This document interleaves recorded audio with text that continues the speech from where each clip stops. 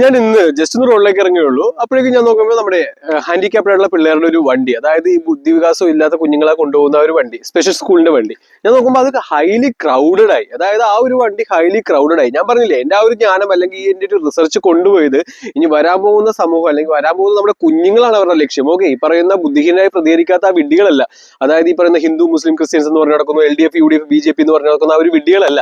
അതോടൊപ്പം തന്നെ ഫോണെല്ലാം കളിച്ച് ഗെയിമെല്ലാം കളിച്ച് എടുക്കുന്ന ആ ഒരു വിഡ്ഢികളുടെ കുഞ്ഞുങ്ങൾ ഇല്ലാതാക്കുന്ന പ്ലാനാണ് അവർ എക്സിക്യൂട്ട് ചെയ്തിരിക്കുന്നത്.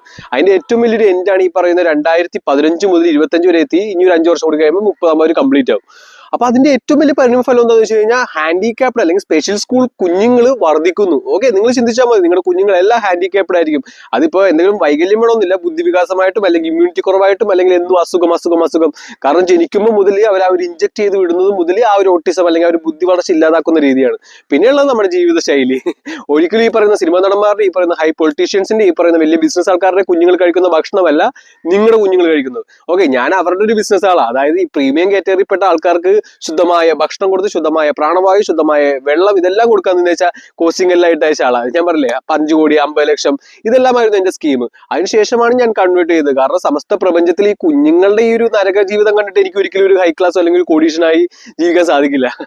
അപ്പൊ അതുകൊണ്ട് തന്നെയാണ്. പക്ഷേ ഈ വിഡ്ഢികൾ ഒരിക്കലും ഉണരില്ല. അതാണ് അവരുടെ ഏറ്റവും വലിയ ഹൈലൈറ്റ്സ്. അതിന്റെ ഏറ്റവും വലിയ എക്സാമ്പിൾ ആണ് എന്നെ തന്നെ എന്റെ ഫ്രണ്ട്സ് എല്ലാവരും എപ്പോഴും കളിയായിക്കൊണ്ടിരിക്കും. ഓക്കെ, എന്റെ ഒരു പഴയ വേർഷൻ ആണെങ്കിൽ അതിനെല്ലാം ഞാൻ മറുപടി ഞാൻ കൊടുത്താനെ. പക്ഷെ എനിക്കിപ്പോ എല്ലാം ക്ഷമിക്കാനും പൊറുക്കാനും എല്ലാം പറ്റുന്നൊരു മാനസികാവസ്ഥയാണ്. ഓക്കെ, അപ്പൊ അതുകൊണ്ട് തന്നെ എനിക്ക് വെറും തമാശയാണ്. കാരണം എന്റെ ഉള്ളം കയ്യിൽ നിന്ന് അവർ ശ്വസിക്കാനുള്ള പ്രാണവായു, അവർ കുടിക്കാനുള്ള വെള്ളം, അവരുടെ കുഞ്ഞുങ്ങളുടെ ഭാവി അതെല്ലാം സുരക്ഷിതാക്കുന്നത് എന്നെ നോക്കിയിട്ട് ഇവിടെ നിന്ന് കളിയാക്കി എങ്ങനെ ഉണ്ടാവും?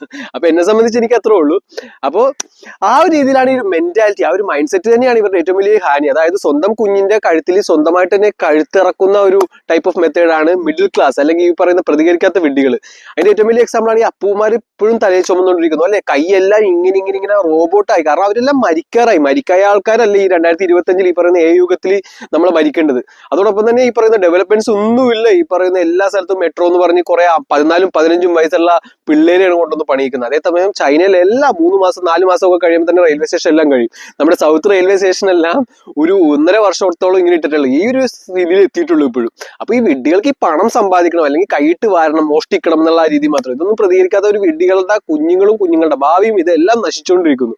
അപ്പോൾ ഇതെല്ലാം ഞാൻ പ്രതികരിക്കും. കാരണം ഞാൻ ഒരാൾ പ്രതികരിക്കുന്നതുകൊണ്ട് ഞാൻ ഒരു ഓടുവണ്ണായി. പക്ഷെ ആ ഒരു ഓടുവണ്ണ് മാത്രമായിരിക്കും വിജയിക്കുന്നത്. കാരണം സത്യവും ധർമ്മവും ന്യായവും നീതിയും കാരുണ്യവും എല്ലാം എന്റെ ഭാഗത്ത് തന്നെയാണ്. ലോകത്തിലെ എല്ലാവരുടെ പട്ടിണിസുഖമെല്ലാം മാറ്റണം എന്നുള്ളത് എന്റെ ദൃഢമായ പ്രതിജ്ഞയാണ്. അതോടൊപ്പം തന്നെ അതിനുള്ള സാമർത്ഥ്യം എനിക്കുണ്ട്. അപ്പോ പ്രതികരിക്കാത്ത വിഡ്ഢികൾ ജസ്റ്റ് കാണുക, വീഡിയോ കാണുക, മിണ്ടായിരുന്നു ഗെയിം കളിക്കുക, അല്ലെങ്കിൽ എന്തെങ്കിലും കോമാളിത്തരം കാണിച്ച് ജീവിതം അവസാനിപ്പിക്കുക. ഞാൻ എല്ലാവരെയും സംരക്ഷിക്കുന്നതാണ്.